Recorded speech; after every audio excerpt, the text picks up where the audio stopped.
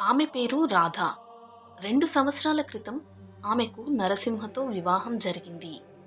అతను ఒక బిజినెస్‌ని రన్ చేస్తున్నాడు. వారిద్దరి మధ్య తరచూ తగాదాలు ఏర్పడేటివి. పెద్దవాళ్ళు వాళ్ళని కలిసి ఉండడానికి ప్రయత్నించమని వారికి ఎన్నోసార్లు చెప్పారు. కానీ వారి మధ్య తగాదాలు, సమస్యలు పోవడం లేదు. దాంతో వారిద్దరూ ఒకరికొకరు విడాకులు తీసుకోవాలి అని నిర్ణయించుకున్నారు. కర్ణాటకలోని ఫ్యామిలీ కోర్టులో వాళ్ళు తమ విడాకులకై అప్లై చేసుకున్నారు. కొన్ని రోజుల తర్వాత వారిద్దరికీ కర్ణాటకలోని ఫ్యామిలీ కోర్టు విడాకులను మంజూరు చేసింది. దాంతో పాటుగా రాధకు భరణంగా నరసింహ ప్రతి నెలకు 50,000 రూపాయలు ఇవ్వాలి అని ఆ కోర్టు తీర్పును వెలువరించింది. కానీ ఆ భార్యకు ఆ యొక్క తీర్పు సమంజసంగా అనిపించలేదు. నెలకు 50,000 ఆమె తనకు సరిపోవు అనుకుంది. ఈ కోర్టులో తనకు అన్యాయం జరిగింది అని ఆమె భావించి హైకోర్టుకి వెళ్తే అక్కడ తనకు తప్పకుండా న్యాయం జరుగుతుంది అని అక్కడ కేసుని ఫైల్ చేసింది.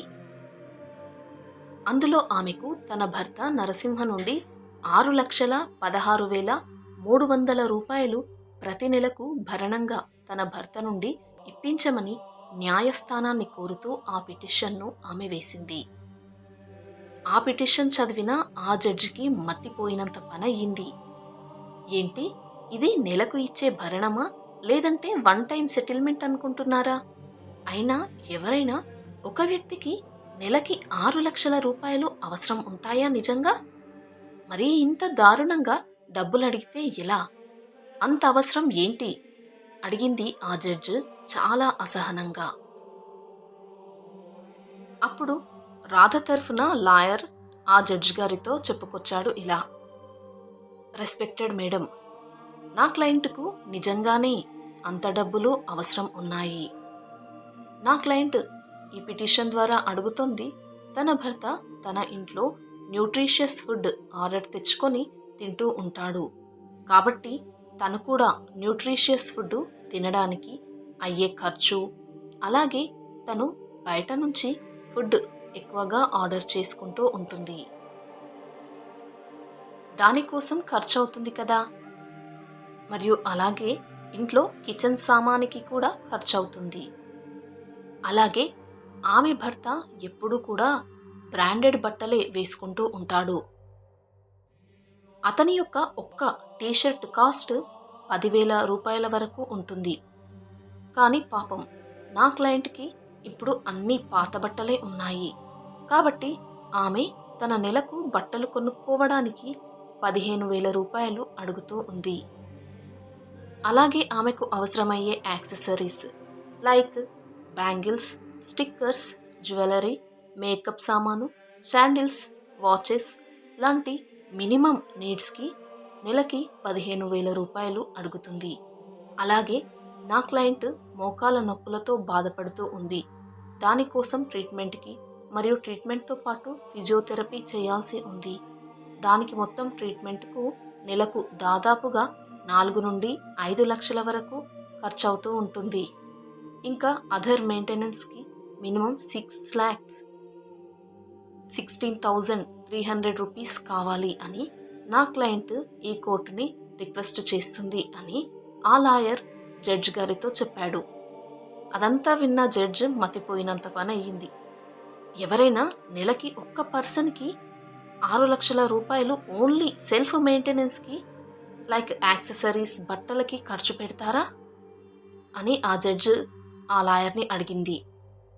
మరియు ఆ జడ్జ్ ఇలా అన్నది: ఆమె అడుగుతున్న ఈ డబ్బులు కేవలం ఆమె ఒక్కదాని కోసమే, అంతేకాని పిల్లల కోసం కాదు, తన ఫ్యామిలీ కోసమూ కాదు, కేవలం తన సెల్ఫ్గా కోసం అడుగుతుంది. అయినా నీ క్లయింట్ కోర్ట్ అంటే ఏమనుకుంటుంది? ఇక్కడ తను ఎంత అడిగితే అంత ఇప్పించేస్తారు అనుకుంటుందా? జడ్జ్మెంట్ అంటే ఇక్కడ విడాకులు తీసుకున్నాక భర్తకు పనిష్మెంట్ కాదు, అతనికి తన బాధ్యతను గుర్తుకు చేస్తూ డబ్బులు ఇప్పించడం అంతే.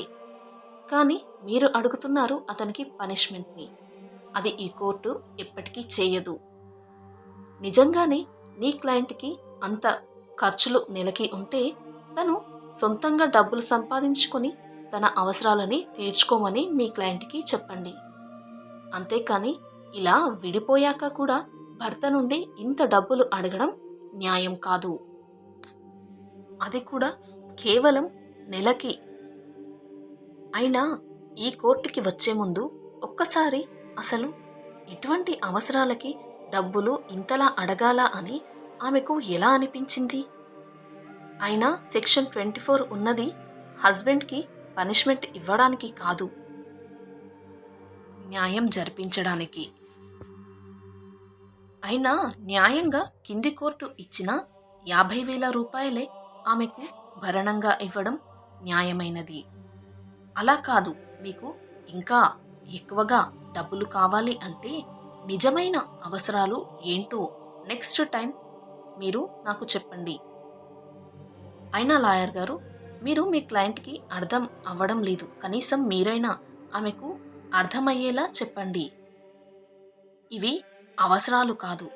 ఆమెకు ఇంత ఎక్స్‌పెండిచర్ నెలకు నిజంగానే అవసరమైతే తనకు తాను సంపాదించుకోమని చెప్పండి అంటూ ఆ జడ్జి గారు దుమ్ము దులిపింది.